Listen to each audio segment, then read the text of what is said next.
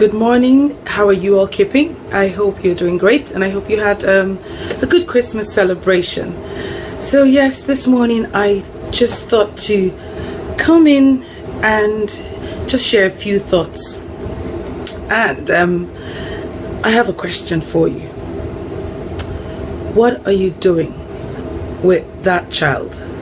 Yes, that child, the child in your care, the child that is in your care, not just the child that you gave birth to, but every child that is in your care, either in your homes or even at your workplace if you work with children.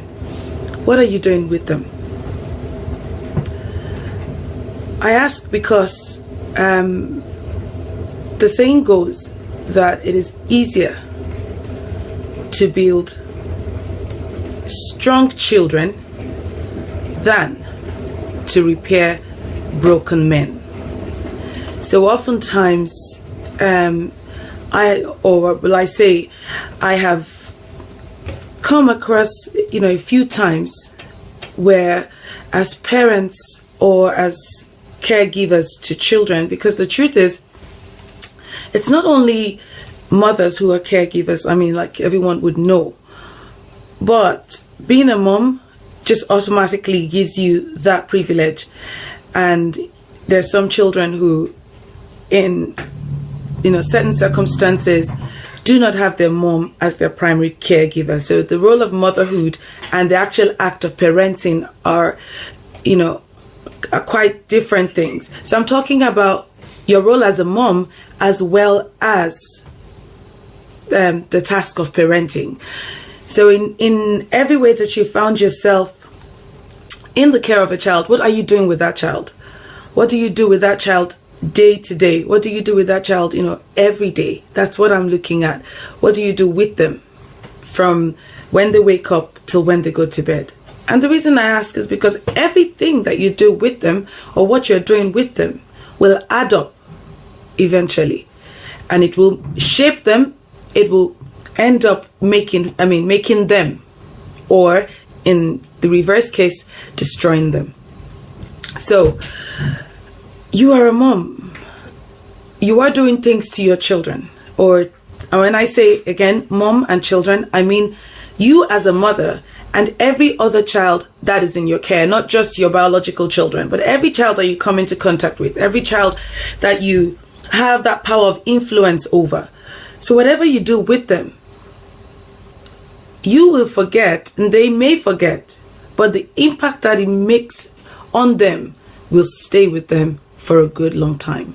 So what you do and say to them, you all may not remember, they may not, you may not, but whatever impact it has on them will stay with them for a long time to come. So you have children in your care and you're shouting at them. And I know, I'm a mom, plus juggling motherhood, I literally have close to 4 or 5 jobs, if you want at this point, that needs my attention and needs my energy. So you can imagine the rigors of that from day to day, and at the same time having to parent children and juggling it.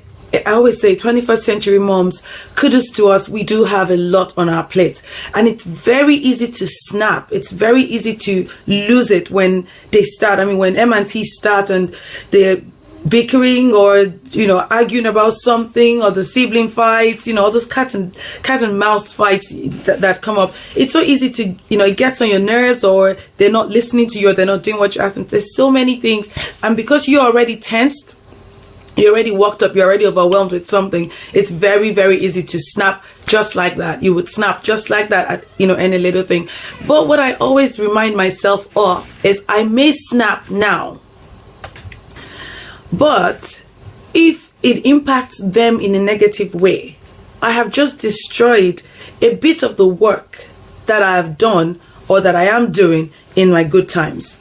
So at such times, I make sure that I fix things. I do every best to control my own temper, to control my own emotions at such times, because I'm the boss, I'm the one in charge, I'm the mom. So if I don't keep my own emotions intact, I'm not even modeling a good I'm not even modeling good behavior to them. So, well, yes, it's very important, at such times, I remember that,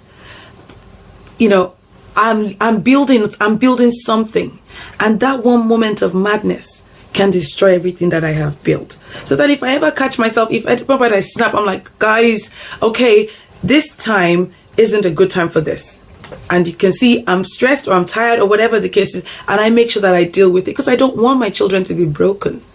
I don't want them to be broken adults. So I'm doing every bit that I can to ensure that that foundation is solid for them. And that's the way it is with children. If many of us look into our childhood, or if we really take time to look into our childhood, we will find that many of the things that we do now that are not positive, and many of the negative things, are a result of something that didn't work in our childhood.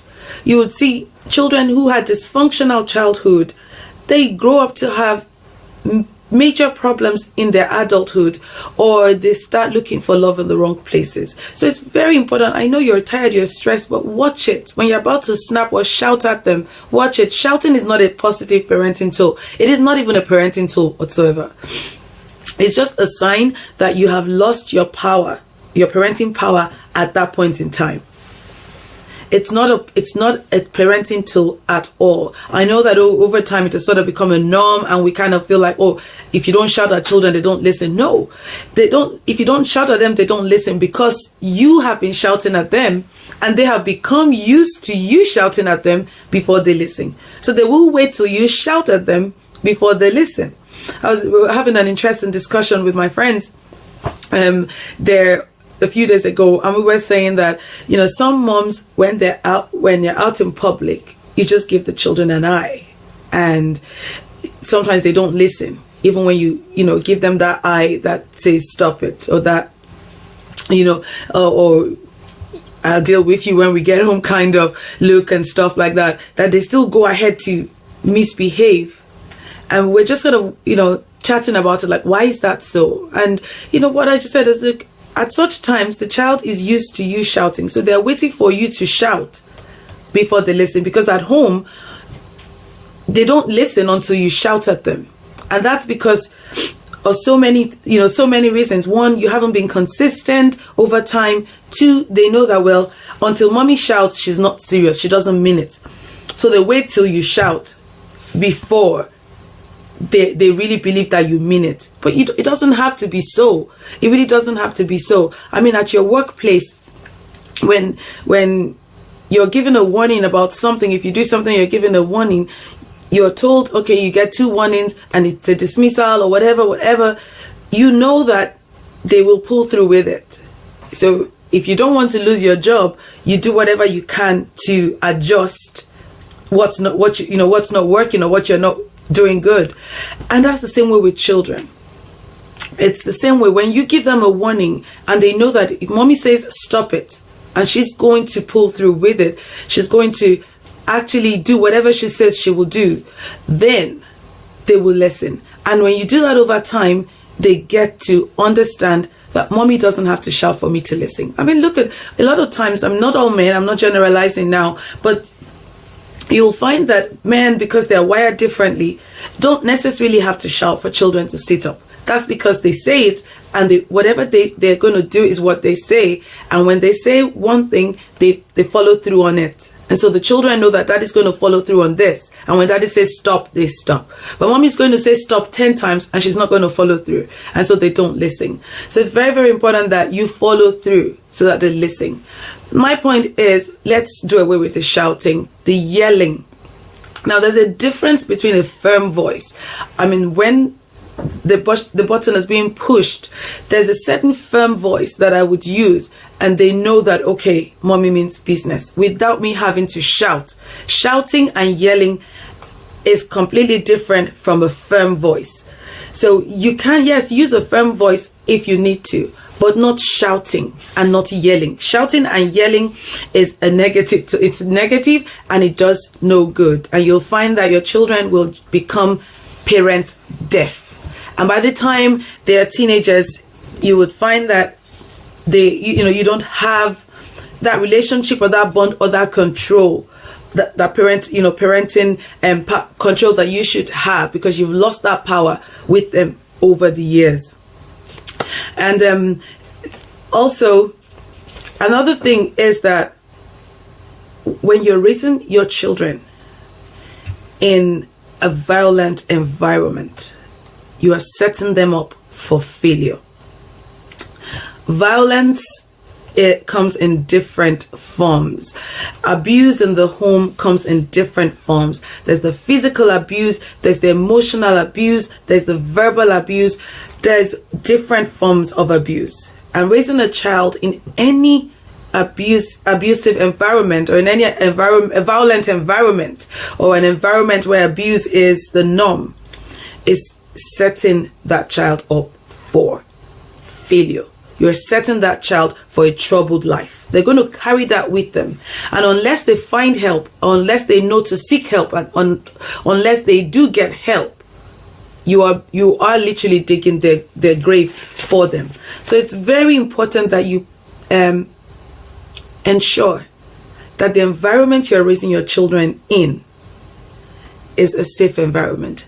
And not just safe environment, that it is a very healthy environment. I mean, a farmer doesn't go to the farm to plant his seeds in just any kind of soil or any kind of ground. He looks for the best.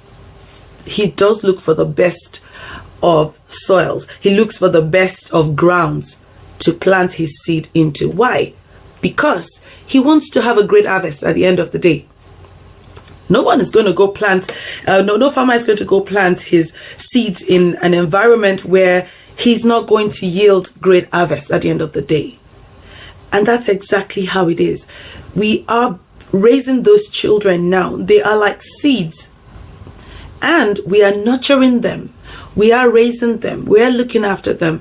A farmer looks after his farm. He makes sure that the farm gets the ground, or the ground gets water so that his plants and his crops will grow. He makes sure that they get the right amount of sun or whatever else he can put into. I'm not good with my agriculture now, but he makes sure that he gets everything that he needs to get good harvest, manure, whatever he needs. He gets them to ensure that he gets a good harvest. Why? Because he's putting effort into it. At the end of the day, the whole purpose of it and the essence of it anyway is because he wants a good harvest. And when we are parenting our children, we all want good harvest. I mean, I want my children to be in their 20s and I want to have peace of mind. I don't want to be getting calls every minute because they're in trouble. I don't want to be getting calls because they cannot stand on their feet. I don't want to be getting calls because they don't have a mind of their own. You're 20. You should have a mind of your own. You should be able to make certain decisions. I'll be there to help you. And at that point, it is to assist you. I will no longer be there to do the work for you. Because that's what I'm supposed to be doing now, is prepare you to be able to stand on your feet, to do the basics. And if you need my assistance, then I come in and help you to do, with whatever it is, but not to do the job for you. Because at 20, you should be grown enough, you should be man enough or woman enough or girl enough, whatever it is. At that point, you should have a certain level of independence, I suppose. Excuse me. So yes, now I need to do the work if I want you to be able to stand on your feet at that time. And if I don't put in the efforts now, I'm going to end up having to clean up your mess at that point. So I want that peace of mind then. I can't be doing all the work now and then still want to, at that time be cleaning up a mess after a full-grown man or woman. So it's very, very important that, we pay attention to all these things. It may seem like it's nothing, but it is a lot. It may seem like they're not listening. They are listening. It may seem like they don't see it. They do see it. They heard daddy shout at you. They heard you insult daddy. They heard you call daddy names. They heard both of you arguing. They heard both of you treating each other, or saw both of you treating each other badly, or beating each other, fists and raising hands and all these things. It is absurd. I mean, it's not healthy for children. An environment where abuse is the order of day is not healthy for children. You need to fix that. I mean, we're going into a new year. 2017 is, it's just a few days away. Moms, we need to fix this. We need to fix the environment for our children. We need them to have healthy environments. There's so many broken adults out there. There's so many sick people out there, and a good bunch of them got broken from childhood. And it was in someone's hands. An adult was in their life who allowed that, who caused that. Some children were sexually abused, some, emotionally abused, verbally abused, physically abused. Excuse me. And it breaks the children. And the thing is, they're not able to, most times they're not able to help themselves, because you are supposed to be helping them. And then you are the one causing the damage. So they're not even able to help themselves. And you who were meant to do it are not there to do it for them. So they're not even able to say what it is or even express what they're feeling. And they compartmentalize that. It goes into their subconscious most times. And when they become adults, it starts to exhibit itself in different forms. And then we don't understand why an adult is a certain way. But when you go and dig deep, then you'd find that something went wrong in their childhood.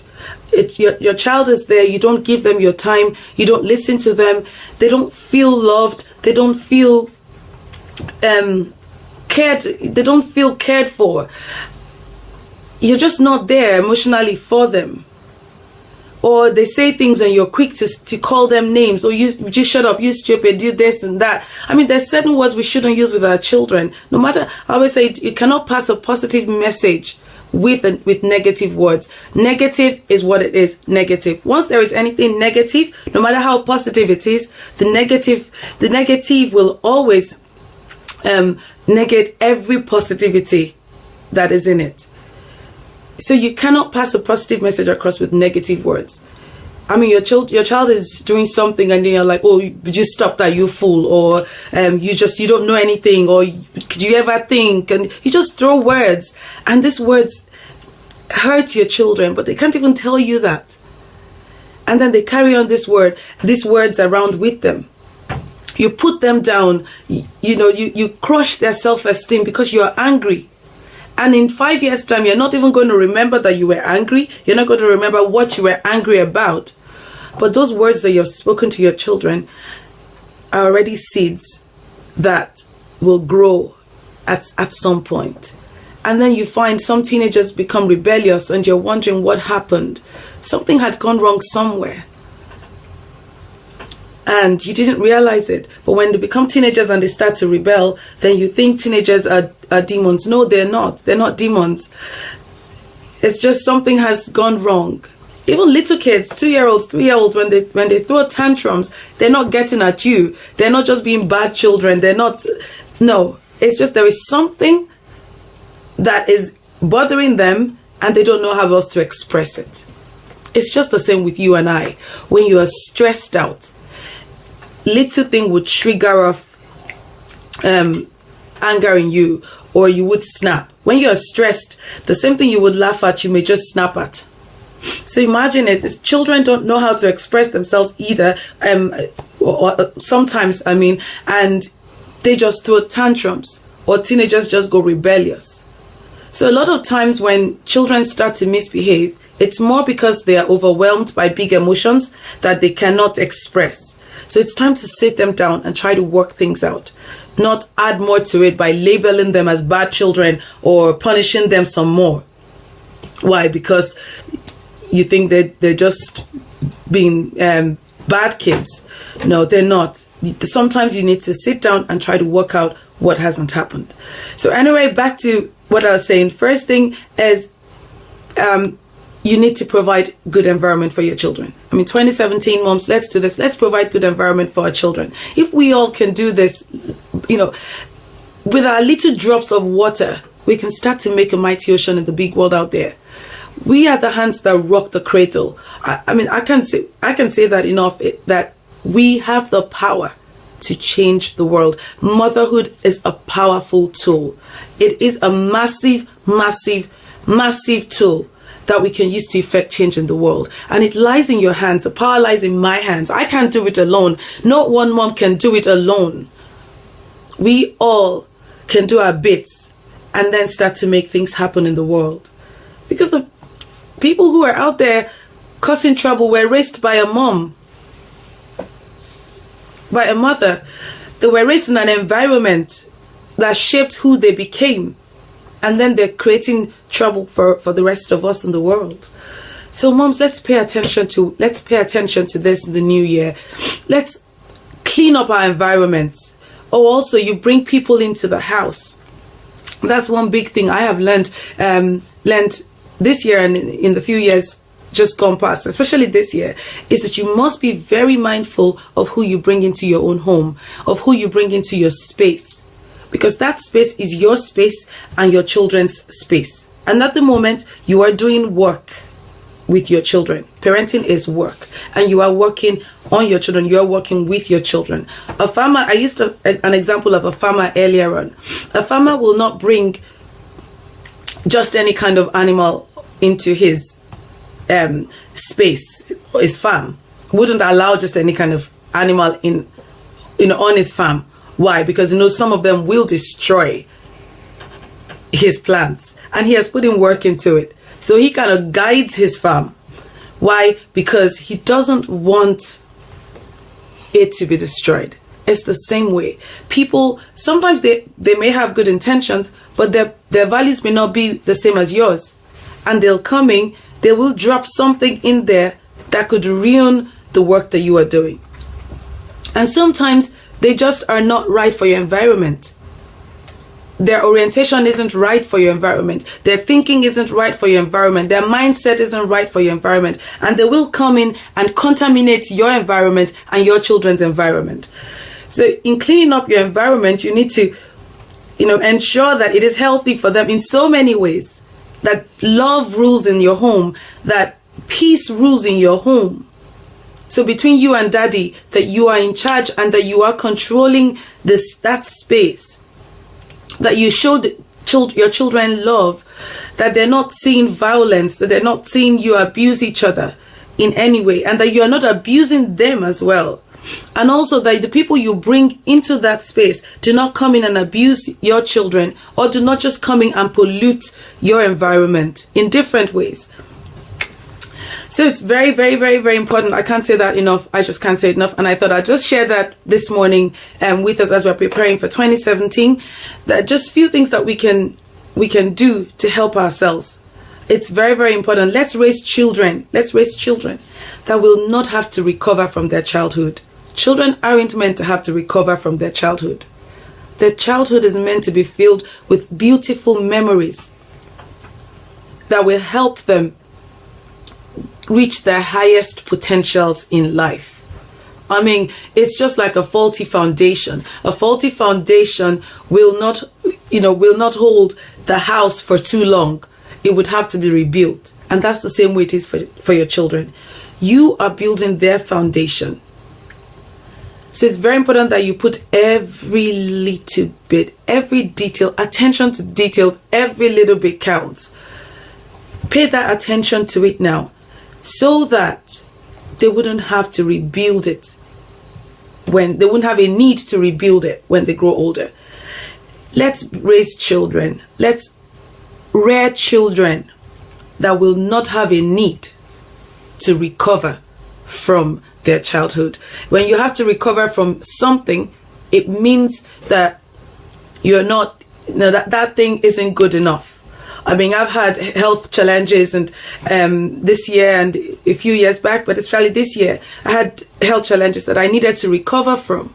And thankfully, I'm stronger and better and I've recovered from it, thankfully. And, I know what it meant. I know what I had to go through during that process, during that phase. So it's never really an easy one, and it's never really... what word will I use it? It's not exactly what you want to go through. If you can avoid it, then why not? So let's raise children that will not have a need to recover from their childhood. Let's raise strong children, children that are emotionally strong, mentally strong, physically strong, that are spiritually strong, that are sound. Let's quit raising broken men. Let's quit raising broken women, because when we raise broken children, they're going to grow to be broken men and broken women. So moms, that's my word for this morning. I'll definitely be back. I'll be doing a couple of videos before the year runs out, so I'll be back again. Could be later today, could be tomorrow, but I'll be back again shortly. So do take care, and don't forget that the hand that rocks the cradle rules the world. You rock, I rock, we all rock, so let's keep rocking. Do take care. Bye.